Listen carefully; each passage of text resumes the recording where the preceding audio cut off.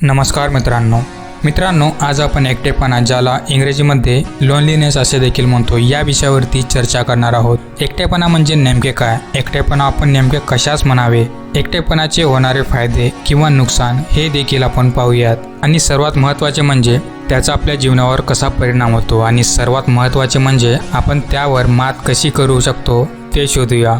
आणि जर तुम्हाला एकटेपणा नको असेल तर हा व्हिडिओ शेवटपर्यंत नक्की बघा। मित्रांनो, एकटे असणे आणि एकटे वाटणे यामध्ये खूप फरक आहे। जर तुम्ही एकटे आहात तर त्याचा सकारात्मक उपयोग करा, पण एकटे वाटत असल्यास आपल्या मित्रमंडळींशी संवाद साधा, मदत मागा। तर मित्रांनो, व्हिडिओ सुरू करण्याआधी आपण जर आतापर्यंत चॅनलला सबस्क्राईब केला नसाल तर सबस्क्राईब करून घ्या। चला तर मित्रांनो, सुरुवात करूयात आजच्या या आपल्या इम्पॅक्टफुल व्हिडिओज। स्वागत आहे मित्रांनो आपलं मराठी इम्पॅक्टमध्ये।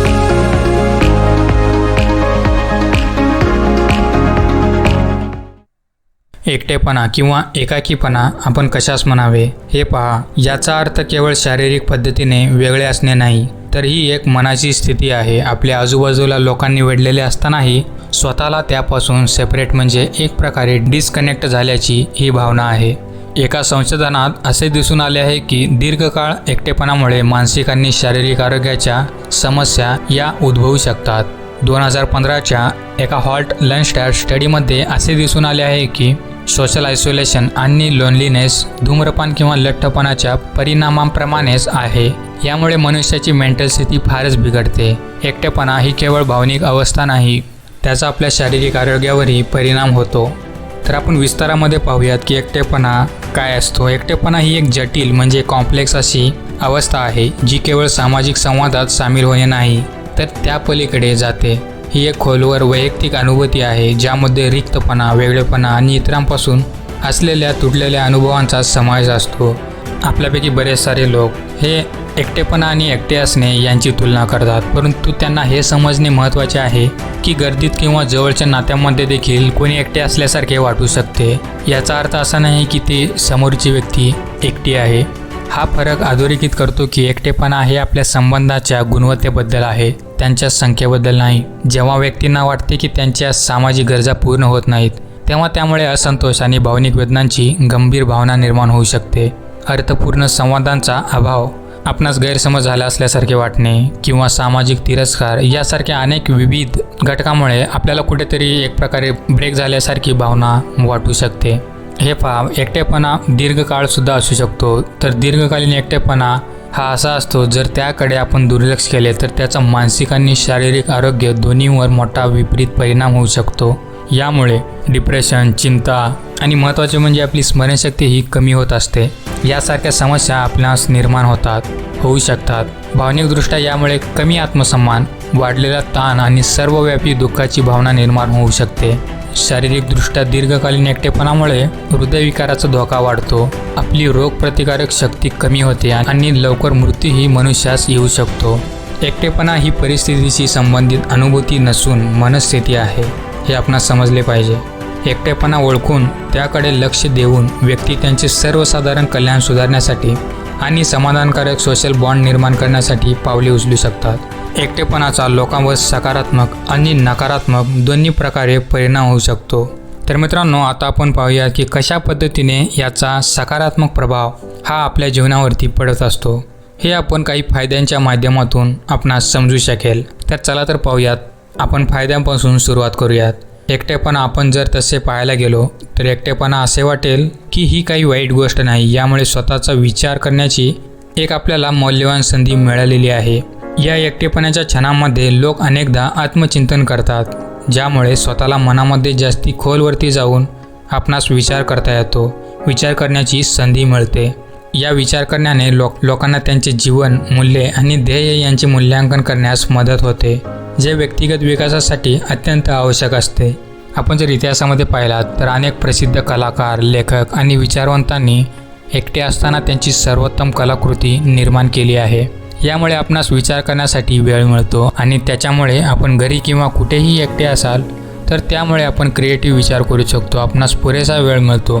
त्यामुळेच आपण पाहतो की जे कलाकार वगैरे असतात, आर्टिस्ट वगैरे, आपणास माहीत असेल ते जेव्हा एकटे असतात तेव्हा स्वतःवरती काय काय नवीन करता येईल, कशा पद्धतीने स्वतःवरती, आपल्या कलावरती, आपल्या कौशल्यावरती काम करता येईल, या सर्व बाबींचा ते एकटे असताना विचार करू शकतात. त्यामुळेच ते आपल्या जीवनामध्ये एक प्रकारे यशस्वी बनतात. तर एकटेपणा स्वातंत्र्य आणि आत्मनिर्भरता वाढू शकतो. जेव्हा लोक एकटे असतात तेव्हा ते स्वतःवर अवलंबून राहणे शिकतात, ज्यामुळे सतत आपणास बाहेरच्या व्यक्तींकडून मदत घेण्याची जी सवय असते ती एक प्रकारे कमी करण्यासाठी उपयुक्त होते. याशिवाय जीवनाच्या आव्हानांना तोंड देण्यासाठी आवश्यक कौशल्य विकसित होतात. या स्वातंत्र्यामुळे आत्मविश्वास आणि लढण्याची वृत्तीही वाढू शकते. मित्रांनो, आपणास वाटू लागले असेल की एकटेपणाचे तर भरपूर सारे फायदे आहेत, तर मग याचे नुकसान आहेत की नाहीत? नुकसान जर असतील तर ते कोणते असतील? तर आता आपण याच पॉईंटकडे वळणार आहोत. तर आता आपण पाहूयात याचे भयंकर असे परिणाम काय असतात. एकटेपणाचे तोटे महत्त्वाचे आणि चिंताजनक आहेत. दीर्घकालीन एकटेपणासाठी आपल्या स्वतःच्या आरोग्याला धोका निर्माण होतो. हा एक मुख्य प्रकारचा तोटा आहे. अभ्यासातून असे दिसून आले आहे की एकटेपणामुळे डिप्रेशन आणि चिंता यासारख्या गंभीर मानसिक आरोग्य समस्या येऊ शकतात. याशिवाय ते हृदयविकारासह शारीरिक आरोग्य समस्यांशी संबंधित आहे आणि अगदी लवकर मृत्यू येण्याची जोखीमही वाढू शकते. एकटेपणाचा भावनिक परिणाम हा आणखी एक महत्त्वाचा तोटा आहे, ज्यामुळे आपणास एखाद्या व्यक्तीपासून दूर असल्यासारखे वाटू लागते आणि स्वतःबद्दल वेगवेगळे विनाकारण मनुष्य विचार करू लागतो. खोलवर दुःख आणि त्याचा त्रासही होऊ शकतो. हा भावनिक भार एखाद्याच्या जीवन गुणवत्तेवर आणि सर्वसाधारण सुखावर परिणाम करू शकतो. अखेरीस दीर्घकालीन एकटेपणाचा सामाजिक संबंधावर गंभीर परिणाम होऊ शकतो. जेव्हा कोणी व्यक्ती सतत एकटे असते तेव्हा त्याचा जो आधीपासूनचा जो बिघडलेला संबंध असतो तो आणखी बिघडत जाऊ शकतो. त्याच्यावर ताण येऊ शकतो आणि नवीन संबंध तयार करणे अधिक कठीण होऊ शकते. यामुळे एक दुष्टपणाचे चक्र तयार होऊ शकते, जिथे एकटेपणा निर्माण करतो आणि व्यक्ती अधिक एखादी पडत जाते. आणि शेवटी एकटेपणा स्वतःचा विचार करण्याची स्वातंत्र्य देणारी असली तरी त्याचे आरोग्य धोके, भावनिक परिणाम आणि संबंधावर नकारात्मक परिणाम होणे हे महत्त्वाचे तोटे आहेत. आपणास समजलेच असेल की एकटेपणाचे फायदे काय असतात आणि एकटेपणाचे तोटे काय असतात. एकटेपणा हा सर्वांनाच नको असतो. तर आपण या समस्येवरती कशा पद्धतीने ओव्हरकम करू शकतो, त्याच्यापासून कशा पद्धतीने मुक्ती पाहू शकतो, हे आता आपण पाहूयात. एकटेपणा दूर करणे हे अनेक सोप्या उपाययोजनांद्वारे शक्य आहे. याचे पहिले पाऊल म्हणजे सेल्फ अवेअरनेस, म्हणजे स्वतःचा तिरस्कार न करता एकटेपणाची भावना ओळखणे आणि मान्य करणे आवश्यक आहे. म्हणजेच एकटे वाटणे हे ठीक आहे, ही भावना खरी आणि हाताळण्यासारखी आहे हे समजून घेणे महत्त्वाचे आहे. नंतर याचा पुढचा टप्पा आहे संपर्क साधणे. आपले मित्र, परिवार यांच्यासोबत आपले संबंध अधिक मजबूत करावेत. या व्यक्तींमध्ये जर आपण सामील झालो तर सामील झाल्यामुळे आपला एकटेपणा कमी होऊ शकतो. आपण किती वेळ बोलतो यावर हे अवलंबून आहे. हे आपण कशा पद्धतीने क्वालिटेटिव्हली बोलतो यावर देखील अवलंबून आहे. काही अर्थपूर्ण संबंध असणे हे कधीही दिखाऊ संबंधापेक्षा अधिक उत्तम असते, हे आपणास जाणून घेता आले पाहिजे. तर पुढचा पर्याय आहे आपल्या ज्या हॉबीज आणि आवडी असतात, हा आणखी एक प्रभावी मार्ग आहे. आपल्याला आवडणारे उपक्रम करणे फक्त आपल्याला व्यस्त ठेवत नाहीत, तर समान विचारांच्या लोकांना भेटण्याची संधी देखील देते. तुमच्या आवडीशी संबंधित क्लब किंवा वर्गांमध्ये सहभागी होणे नवीन सामाजिक संबंध निर्माण करण्यास मदत करू शकते. स्वयंसेवा ही एकटेपणाशी लढण्याचा आणखी एक प्रभावी मार्ग आहे. इतरांना मदत करून तुम्ही तुमच्या समुदायासाठी सकारात्मक योगदान देत नाही, तर उद्देश आणि समाधान देखील मिळवता. हा संवाद एक प्रकारे मिनिंगफुल बॉन्ड निर्माण करू शकतो आणि वेगळेपणाची भावना ही आपल्यामध्ये कमी करू शकतो. स्वतःवर दयाळू राहणे यामुळे तुम्ही नकारात्मक भावनांवर मात करू शकता आणि तुमचे सर्वसाधारण कल्याणही करू शकता. हे आपण ज्याप्रमाणे आपण आपल्या समोरच्या मित्राला ज्याप्रमाणे आपण दया दाखवतो किंवा समजूत दाखवता, त्याचप्रमाणे आपण जी वागणूक आपल्या मित्रांना, समोरच्या व्यक्तींना देतो, तशीच वागणूक ही स्वतःला सुद्धा दिली पाहिजे. आजकाल तर आपणास माहीत आहे की जग हे सर्व ऑनलाईन कनेक्ट झालेले आहे. तर आपण ऑनलाईन ज्या कम्युनिटीज असतात त्यामध्ये सामील होणे देखील फायदेशीर ठरू शकते, विशेषतः ते सकारात्मक आणि सपोर्टिव्ह असतील तर. नाहीतर कोणीही भेटले म्हणून त्यांच्यामध्ये सहभागी होणे अशी चूक करता कामा नये. विशेषतः जेव्हा प्रत्यक्ष संवाद मर्यादित असतो तेव्हा व्हर्च्युअल संवादातून आपल्याला आपलेपणाची आणि जोडण्याची भावना मिळू शकते. अखेरीस एकटेपणा असह्य झाल्यास व्यावसायिक मदत घेणे महत्त्वाचे आहे. व्यावसायिक म्हणजे डॉक्टरांची किंवा आजकाल जे सायकॅट्रिस्ट असतात त्यांची मदत घेणे अत्यंत महत्त्वाचे बनते, कारण ते आपणास एक प्रकारे मार्ग दाखवतात। या प्रकारे जर तुम्ही काउन्सिलिंग केला तर तुम्हाला एकटेपणाशी सामना करण्यासाठी आणि तुमचे मानसिक आरोग्य सुधारण्यासाठी ते साधन प्रदान करू शकतात। थोडक्यात एकटेपणा दूर करण्यासाठी सेल्फ अवेअरनेस, गुणवत्तापूर्ण संबंध निर्माण करणे, समाधानकारक उपक्रमांमध्ये सहभागी होणे, इतरांना मदत करणे, ऑनलाईन समुदायामध्ये सहभागी होणे आणि आवश्यक असल्यास व्यावसायिक मदत घेणे यांचा समावेश होतो।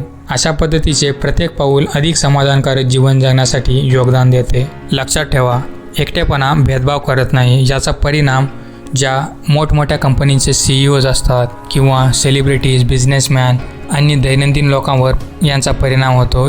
तर एकटेपणाच्या या प्रवासाचा शेवट करताना हे आपण लक्षात ठेवूया की एकटेपणात अनेक लाभ आणि तोटे असू शकतात। आत्मचिंतन आणि स्वावलंबन यांचा विकास होऊ शकतो, तर दुसरीकडे आपल्या आरोग्यावर याचा विपरीत परिणाम आणि भावनिक ताण देखील येऊ शकतो। महत्त्वाचे म्हणजे एकटेपणाला सकारात्मक दृष्टिकोनात जर आपण पाहिले आणि आपण त्याला सकारात्मक दृष्टिकोनातूनच पाहिले पाहिजे आणि त्याचा उपयोग देखील आपण करायला शिकले पाहिजे। आपण एकटे असताना स्वतःला ओळखणे, आपले ध्येय शोधणे आणि जीवनातील नवी प्रेरणा मिळवणे शक्य आहे।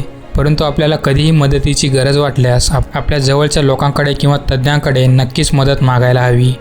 तर मित्रांनो, मी तर तुम्हाला या व्हिडिओच्या माध्यमातून सांगितलं की कशा पद्धतीचे याचे फायदे किंवा तोटे किंवा आपण कशा पद्धतीने यावर मात करू शकतो।